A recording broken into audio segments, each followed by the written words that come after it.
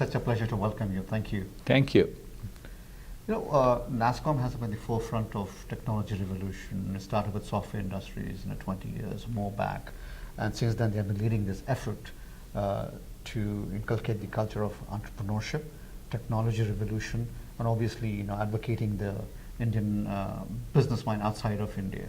But now that we are at the crux of a new revolution, which is the startup culture happening in India, how do you see this transforming the landscape of Indian entrepreneurship? Sure. See, if you look at the Nasscom vision at this point of time, we've done extremely well in creating a $148 billion IT services industry, largely driven by IT services. There probably is about $6 billion or $7 billion of product associated with it.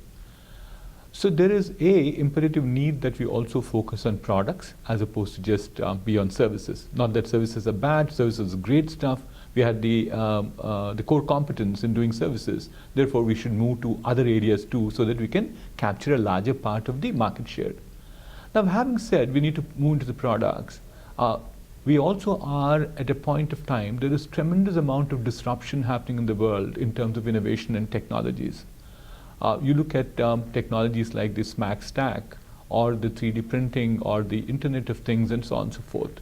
All these are very disruptive technologies and could have tremendous amount of impact. Added to this, these are the technologies that are coming at a point of time where we believe that these technologies can be used by making sure that they could be social equalizers.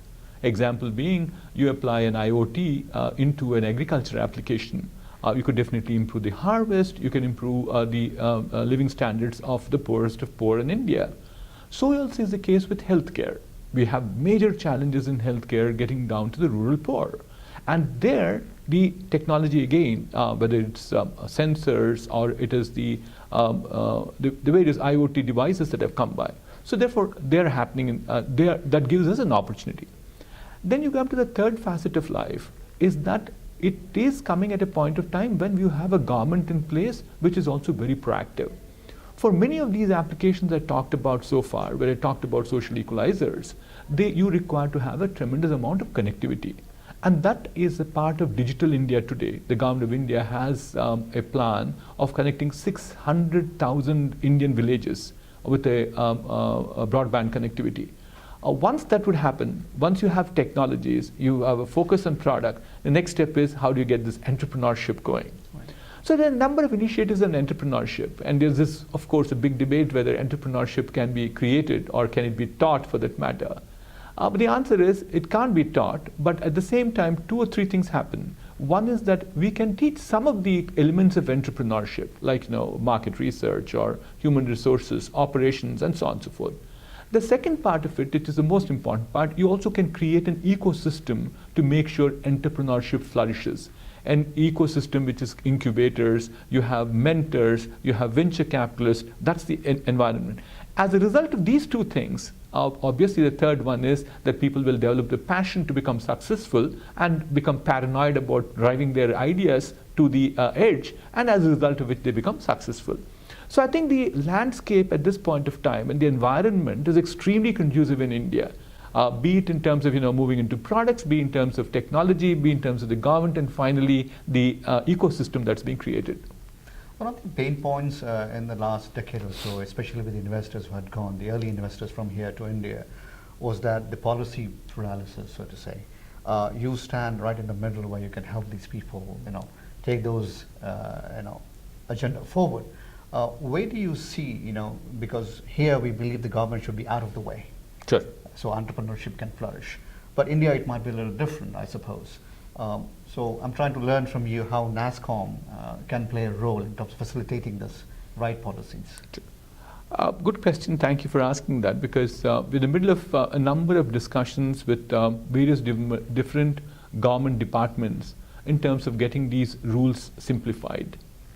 The big challenge people talk about is that if you look at venture capital investments into India, they go through a route of Mauritius and then come to India, which is a big pain point for them. We had a discussion earlier with a very senior government secretary this morning about how do we address this issue.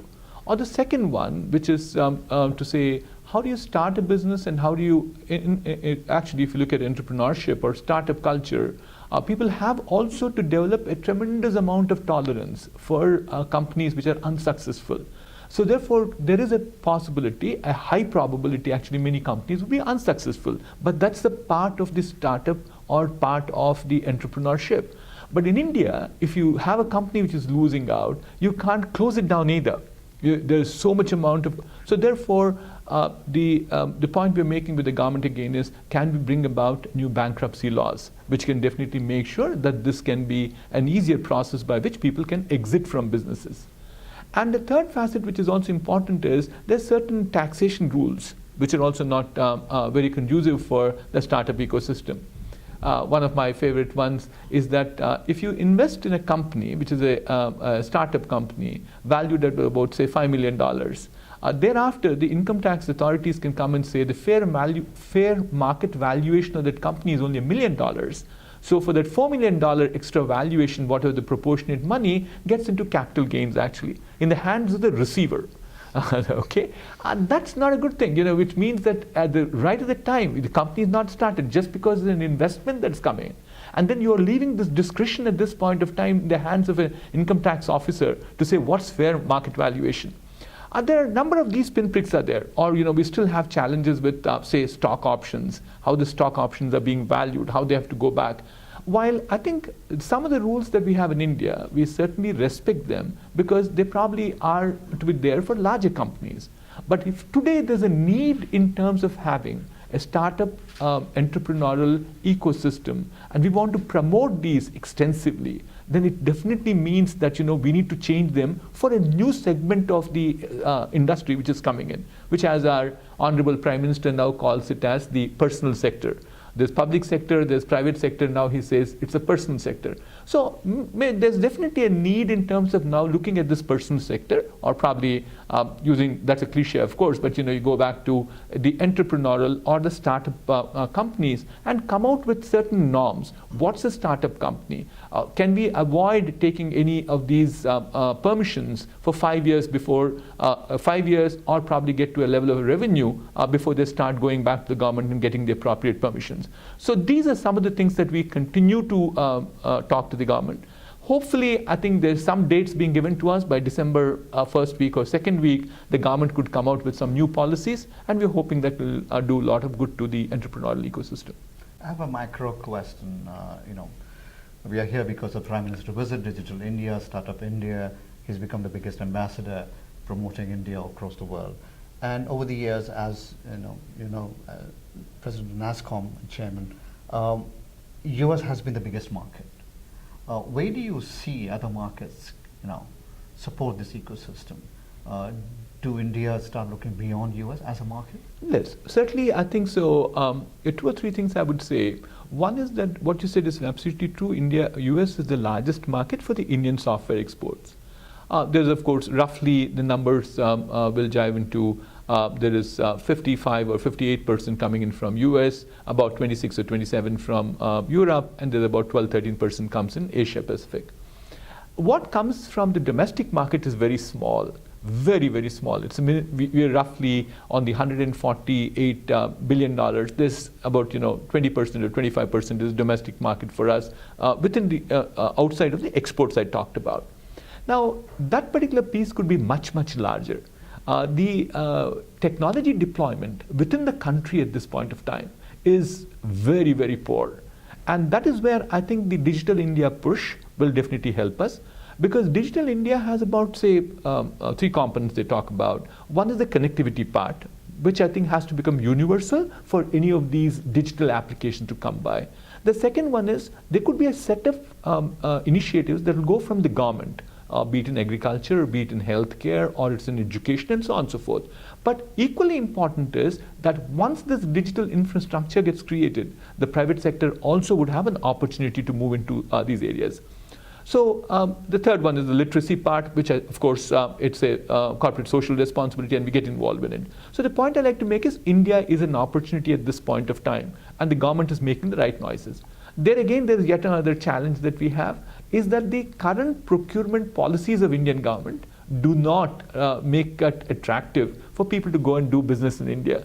We find it extremely difficult. Nasscom membership have been really in pain because some of the large successful projects that have been done have also got into trouble in the sense that they have not been paid for. Number of reasons one could always give why they are not being paid for. So therefore, one market we think is extremely important for the Indian IT industry is our domestic market itself. That's number one. Number two is, I think there are a number of other markets which we have not exploited too well. For example, our presence is very limited in Africa as well as in South America. Those two markets, especially Africa, in some of these areas that we have done transformational projects with a lot of innovation built into them, can always go into countries like Africa. So therefore, we are exploring today, as on behalf of Nasscom and its membership, a number of dimensions in which the industry could grow further. A dimension in terms of new markets that we could look at, new service offerings that we have, new business models, and so on and so forth. And Mr. Mohan Reddy, again, it's a pleasure. Thank you so much. Appreciate that. Thank you.